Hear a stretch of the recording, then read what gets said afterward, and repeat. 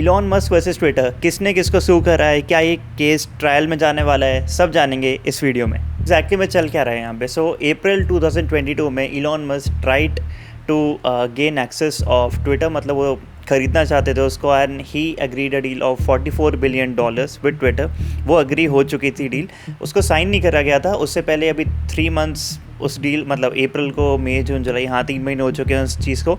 और 3 महीने के अंदर ही इलॉन मस्क ने अपनी जो डील है, अपना जो ट्विटर के साथ उनकी डील हुई थी, ही कैंसल्ड इट।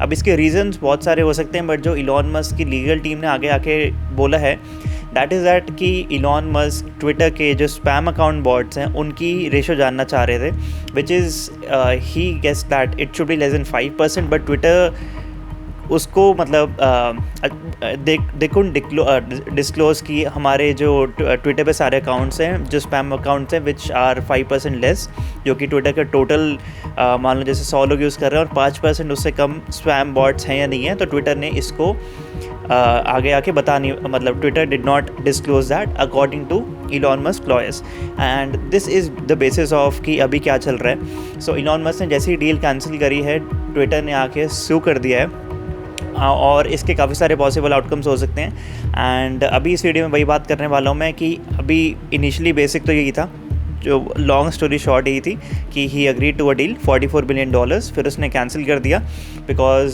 ही थॉट कि, मतलब इनिशियली थॉट कि फ्री स्पीच प्रमोट करना है and that was tough. He decide to buy Twitter and then he मतलब backed off because he could not get the proof that 5% less bot accounts हैं Twitter पे जो उनके users हैं उससे। एंड या this is a basis of the deal. और अभी क्या चल रहा है उसके बारे में बात करते हैं। सो ट्विटर ने एक मेजर लॉ फर्म को हायर करा और इलॉन मस्क को स्यू कर दिया है, और इलॉन मस्क ऐसे भी वैसे बैकआउट नहीं कर सकते हैं। जब आप एक डील एग्री कर लेते हो किसी कंपनी के साथ तो take over the company, Elon Musk has to pay $1 billion in like the fee अगर आप डील कैंसिल करते हो तो, but Twitter is not letting him do that. उन्होंने बोला है कि ये जो केस है कोर्ट में जाना चाहिए, और February 23-24 की डेट ली है अभी, and everything is not agreed. Elon Musk के जो लॉयर्स हैं वो भी आके उन्होंने स्टेटमेंट दिया है कि this is not the right thing to do, इतनी जल्दी कोर्ट में नहीं जानी चाहिए बात। एंड सो इस चीज़ के 3 पॉसिबल आउटकम हो सकते हैं, इधर ट्विटर विंस, इधर इलॉन मस्क विंस, और nobody wins, everyone loses here। सो इन तीनों आउटकम्स के बारे में बात करते हैं और हर एक आउटकम में कैसा जा सकता है उसके बारे में बात करते हैं। So before we dive into the outcomes, एक क्वेश्चन जानना बहुत ज़रूरी है कि ट्विटर ने इलॉन मस्क को स्क्यू क्यों करा। और भी बहुत सारे लोग थे जो टेक ओवर कर सकते थे ट्विटर का, बट क्यों करा? द ओनली फैक्टर जो कि ट्विटर ने अभी कहा है कि ऐसा नहीं हो सकता कि कोई एक CEO उठ के आ जाए और बोले कि मेरे को ट्विटर ख़रीदना है, एंड ही अग्रीज टू मतलब डील साइन, मतलब ही अग्रीज टू बाय ट्विटर, जो कि अग्री हुआ था 54 शेयर प्राइस पे, जो ट्विटर का तब चल रहा था।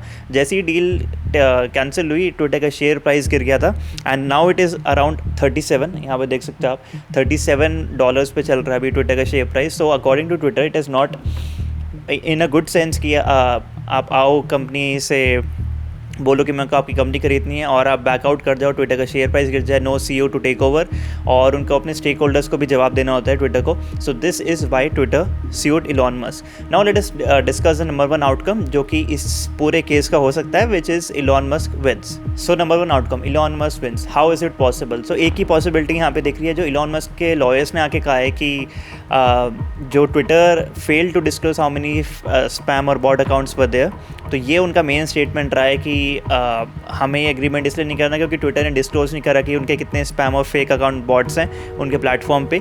This is the only statement which Musk is going forward to, and मतलब this according to a lot of like lawyers काफ़ी स्टेटमेंट आ रही हैं, this is not a certain thing. मतलब इसको बैक करना काफ़ी टफ है, because he has to show evidence कि ट्विटर ने डिस्क्लोज नहीं करा, जो कि बहुत टफ है दिखाना। सेकेंडली, उसको Elon Musk knew that like agreement sign करने से पहले, एग्रीमेंट में जाने से पहले, ही हैज़ टू प्रूव कि why he went into the agreement when he knew कि ट्विटर डिस्क्लोज नहीं करने वाला है कि कितने स्पैम अकाउंट बॉट्स हैं या फिर कितने फेक अकाउंट्स हैं। तो this one is a tough one because a lot of lawyers are coming forward and saying that Elon Musk winning in this situation is a really tough one until and unless he pulls a rabbit out of his hat. So this has a really low possibility of winning.